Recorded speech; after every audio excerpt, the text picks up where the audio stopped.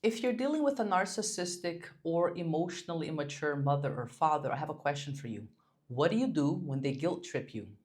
What do you do when you want to set a boundary and you're overcome by all of these intense emotions that make you feel like a bad person for wanting to set such a boundary? What do you do when you are the target of a smear campaign? What do you do when you're being gaslit and information about what actually happened is being distorted according to your narcissistic or emotionally mature parents' need to regulate their self esteem and see themselves as being right and you as being wrong? What do you do when something is asked of you that's not really your responsibility and that makes you feel really uncomfortable? Now, if you're like most people who are dealing with narcissistic parents, I imagine you might think that all of these are very different situations, right? Because you may deal with an array of different uncomfortable situations when in relationship with narcissistic and emotionally immature parents. But what if I told you that all of these situations have the exact same first step that you must take in order to resolve them? Now, you might do something completely different in the smear campaign situation versus the situation where you're being asked to take responsibility on that isn't yours, versus the situation where you want to set boundaries. But regardless of what you're dealing with, I assure you, the first step is always going to be the same one.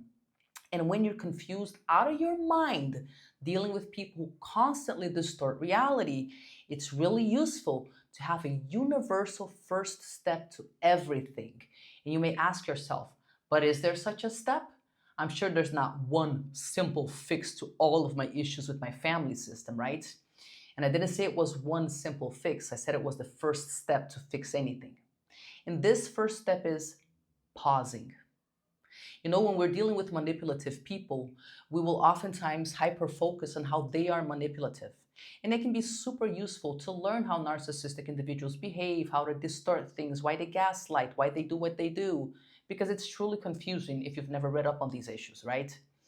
But then, in an attempt to protect ourselves, we hyper focus for a really long time on how they function, how they work. And obviously, this is useful because you do want to be able to spot certain behavior that's confusing. But have you ever seen those people who are in narc abuse forums like 8, 10 years later, and they're still having the same issues with toxic relationships, be it with their parents or somebody else? This is because there is a huge difference between studying the so called abuser and actually learning how to deal with the internal issues that keep you stuck in such relationships. One thing that I often say in my videos is yes, narcissistic people can be manipulative, but nothing manipulates you more than your own emotions. And that's why pausing so as to regulate the chaos that gets activated internally before we decide, is this my responsibility? Is it fair for me to set a boundary as an adult? Is what they're saying about me true in this smear campaign? Am I a bad person for saying no to this, right? You can't come to lucid adult conclusions about such situations if you're so overcome and overwhelmed by your emotions that you can't think clearly. Because when we're overwhelmed by emotions, we're not thinking according to our highest, most intelligent, calm adult mind, right? We can only access that when we first pause. When we're dysregulated, what we're worried about is what are they going to say about me? What will the family think? What will the backlash be? I guess I don't have a choice. They're going to hate me. This must mean I'm a bad, ungrateful child, right? And none of these chaotic thoughts help you stop being manipulated by your emotions. Now, mind you, I've been reading Anna Freud's book from 1930 something, and this was like way back then, 90 some years ago. And even then, she was talking about how we must help children withstand the pressure from their libidinal impulses without having to activate their ego defense mechanisms. Now, mind you, if you look at more recent neuroscience or the cognitive behavioral approaches, all this means is that we gotta learn to get triggered And instead of immediately acting according to our programming, we have to withstand a period of pause, right? We have to augment our window of tolerance against that trigger, that emotion, so that there can be a larger space, a larger pause between getting triggered and reacting. So essentially, if you get triggered, you feel the emotion, you're the target of a smear campaign, you're feeling guilt over something, you're feeling overwhelmed, you're feeling confused, gaslit, whatever. If you just get triggered and then do whatever your programming tells you to do, I guarantee you, you're going to be one of those people who in 10 years still feel completely overwhelmed and confused about how to deal with a toxic family system. If you start doing this one thing, if you internalize that there is one universal answer to literally every situation that you might deal with when it comes to your toxic family member, you will be able to always find your bearings in the worst chaos, in the worst period of darkness. Because it's confusing to know how to deal with so many different situations, smear campaign, boundaries, this, that. But it's not confusing to always know what the first step to any solution is, and that is pausing. I promise you, the narcissistic individual does not manipulate you like your own emotions. I promise you, you've been trying to better your relationship with them when really you need to better your relationship with the parts that sprout up inside of you when you get triggered.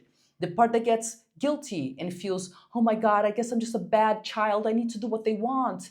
The part that gets anxious, what they've been doing a smear campaign against me, but it's all lies. I have to defend myself. All of these reactive parts. And mind you, no shade here. I'm not judging you. Obviously, you're going to be feeling anguish and anxiety if you're the target of all of these types of campaigns and abuse and toxicity, right? No judgment. But instead of giving them your reactions, and we're used to talking about this in the narcissism niche online, right? The whole gray rock thing, the yellow rock thing. But I want to focus on something else.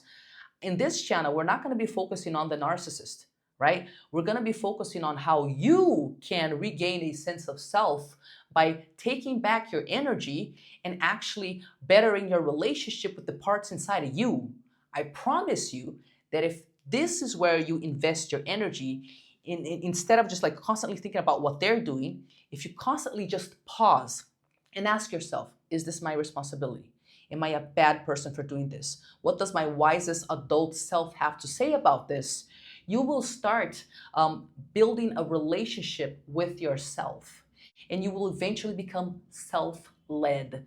What this just means is that out of all the chaotic bits and voices that exist inside of you, the more you pause and learn how to connect to yourself, the easier it's going to be for this higher sense of reality, this more mature way of seeing things to get activated automatically when you're dealing with chaos. So let's simplify things. I know it's super disheartening and confusing and incredibly anxiety-provoking to deal with such a family system. But I also know that there is tremendous value in learning how to just do this one universal thing, no matter how you're triggered. And it's called pausing. So, have you thought about this, about how nothing manipulates you more than your emotions? So when you think you're actually at war with something outside of you, you need to first and foremost pause, self-regulate, and figure out what the wisest voice inside of you actually wants you to do about the situation. So if this makes any sense to you, then download your Break the Chains Roadmap, 10 steps to break free from your narcissistic family system. If you want one-on-one support, then get in touch for a consultation. But above all, let me hear about your situation.